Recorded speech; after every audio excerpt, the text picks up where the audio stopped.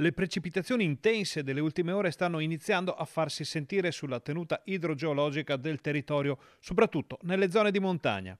Questa notte si è verificato infatti uno smottamento a Pieve del Grappa sulla strada che si inerpica sul massiccio.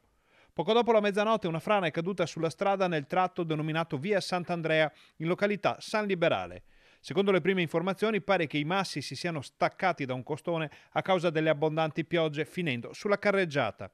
Subito è scattato l'allarme e la strada è stata chiusa al traffico. Ci sono alcuni residenti che sono rimasti bloccati perché via Sant'Andrea a San Liberale è una strada senza uscita. I locali della zona erano invece chiusi e quindi non ci sono stati problemi per eventuali ospiti o per il personale.